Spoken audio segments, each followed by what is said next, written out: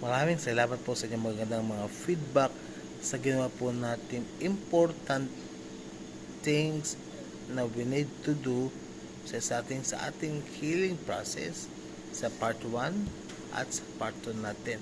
Marami pong salamat sa inyong panonood at pakikinig at sa inyong pong mga comments sa atin pong mga ginawang video ito. Nung part 1, ating pinag-usapan ang time and patience, understanding our emotions. Nung part 2, ating pong pinag-usapan ang self-compassion, ang support system, at ang healthy routines. This time naman po, meron din po tayong tatlong uling pag-aaralan sa ating pong part 3. Number 1 is boundaries. Protecting your energy and saying no or yes when needed. Malaga to mga kaibigan. Lalo pong itong taong ito, siguro marami po tayong ma-experience ng mga activities ng ating pamilya, ng ating community. So, kung alam niyo po na makaka-apekto ito sa iyong health, makaka-apekto ito sa iyong mental, makaka-apekto ito sa iyong emotional, makaka-apekto ito sa iyong spiritual, it's better to say no. Pero kung alam mong benefits for your health, mental, emotional, and spiritual, better to say yes kung makaka-benefit ito. Pero kung hindi, it's better to say no. Hindi ibig sabihin na KJ ka, kundi gusto mo lang alagaan ang iyong sarili. Ha? Kaibigan, understand mo, kailangan maintindihan mo ito, ang salitang boundaries. Magbigay tayo ng boundaries sa taong ito. Hanggang saan tayo, hanggang kailan tayo, hanggang kailan tayo magsasabi ng no and yes. Kaya napakalaga po ito mga kaibigan. Kasi ito din po aking experience before. Nakita ko lamang may pagkain masarap. Kahit alam kong hindi siya okay, ginawa ko pa rin siya. That's why, anong nangyari sa akin? Kinabukasan, stroke. Kaya kaibigan, kung nakikinig ka sa mga oras ito, kung hindi ka man stroke, kaibigan, nakikinig sa mga oras na ito, you better to do this now, as in now. Stop kung kailangan stop, kung hindi siya makaka-benefit for your health. If makaka-benefit, go, no problem for that. Pangalawa, reflection and growth.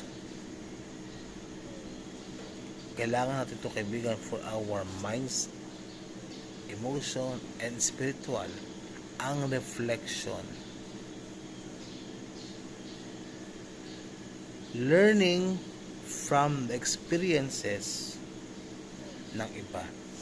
Kaya mga kaibigan, marami tayong mga stroke survivors na post ng mga videos of their recovery dahil sa tingin nila ito ang malaki na tulong para sa kanila. Kaya kung nakita mong yung kanilang mga ginagawang videos ay nakatulong para sa kanilang healing process, magandang gayahin natin, gawin natin para sa ating fast recovery. Kung may mga doktor na nag-open sa atin, nagsasabi sa atin na dapat gagawin natin, o mga therapist o sa ibang mga kasamahan natin, mga stroke survivors na matagal na at maganda na rin ang kanilang recovery, walang problemang makinig, walang problemang gayanin hanggat alam mong makatulong para sa iyong recovery. Kaya reflection and growth. At ang pinakahuli ay hope. Ito ang naging problema natin mga kaibigan, ang hope. Kasi nawawala ng, ang iba sa atin nawawala ng pag-asa. Gagaling pa ba ako? Mukhang wala ng pag-asa. Hindi na ako gagaling. Hindi ko na magagawa ang aking dapat gawin. Wala nang improvements. Hindi ko na magalaw. Hindi ko na magawa. Alam mo kaibigan, kung nakikinig ka sa mga oras na ito na isa kang shock survivor, lalo na sa mga bagong shock survivor, ito ang karamihan ng kanilang mga damdamin, ang salitang hope. Lagi ko sinasabi ito mga kaibigan na you need to believe yourself na kaya ko to. We can do it. I can do it. We can do it. Sabihin mo nga sa iyong sarili ito, I can do it. Sabihin mo nga, I can do it. Believe sa mga improvements. Kahit konting galaw lang, okay na yan. Basta patuloy ka lang regularly, magiging okay din yan. Yung konting ganitong galaw, later on ganito na yan. Yeah. Yung nating pag-asa kamay hirap, masakit, mahirap, later on gagana na yan. Magagawa mo yan kaibigan.